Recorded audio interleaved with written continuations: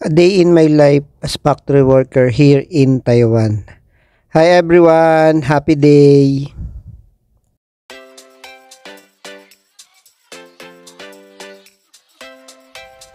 So yun nga pala for today nga pala guys, no. Pumunta tayo dito guys sa isang malaking bagsakan o yung mga ukay-ukay guys, no.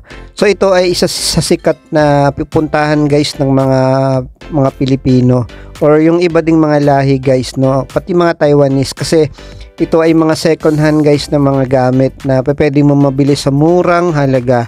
So ang tawag dito guys ay bagsakan. So halo-halo na talaga, halos lang dito na lahat, from gadget, ayan.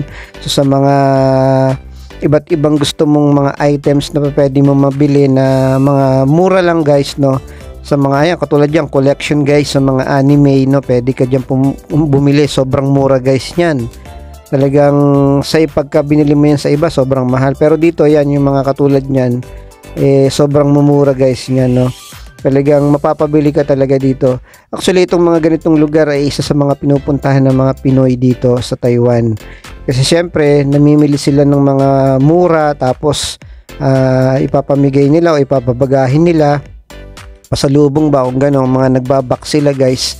Pwede tayong bumili dito kasi magaganda naman yung quality guys dito. O, diba? Pati nga sa mga motor, ang mumura, o, diba, no? Kung pwede lang to ibalibag sa Pilipinas, no, 'di ba? O 3,900 o 39,000 guys. So napakagandang motor na 'yan. Ayun. So sa mga ganitong lugar guys ay makakapili ka talaga at makakabili ng mga mura. Pero dito din may mga mahal din naman ng mga items dito guys, no. Pero abot kaya naman kung talagang may budget tayo. Ayan. So diyan tumingin tayo ng leather jacket guys, oh. So tinignan ko dyan kung mura yung leather jacket, pero medyo mahal naman guys, no. Pero maganda naman yung quality. Ayan, no. So tumingin tayo dyan guys ng mga leather jacket.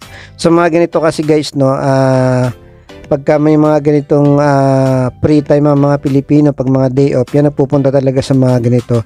Actually hindi naman araw-araw guys itong ganitong bagsakan. Minsan nag-o-open lang to ng Saturday o Sunday, ganun guys. May mga araw lang talaga na biglang bumubukas yung mga ganito, kaya dinudumog talaga guys, no. Meron nga dito mga sapatos talagang sobrang mumura, pero hindi naman siya sobrang original, pero okay naman, good quality naman guys, no. Kaya sa mga ganitong place talagang puntahan ng mga Pilipino. Ayan, so sa mga kasama natin guys, no, bumili kami dyan ng pitaka kasi talagang kailangan ng palitan yung mga pitaka namin, mga wallet kasi 50 NT lang yung wallet dyan guys, no. So murang-mura na, kaya maganda. Mga pang souvenir guys, no, mga decoration mo sa room, kung maarte ka sa room mo, ayan, marami ka mabibili dito. So yun guys, sa mga nag-a-apply dyan papuntang Taiwan, good luck sa inyo lahat. At nawa ay isa kayo sa mapalad na makapunta this coming 2025 at na ma-enjoy nyo syempre unang-una sa pangarap natin, para kahit papano ay makatulong tayo sa ating pamilya. Yun guys, mag-ingat tayo and always remember, be good and always be positive lang tayo palagi. Thank you guys, mag-iingat tayo. Bye bye. Thank you for watching. God bless you all.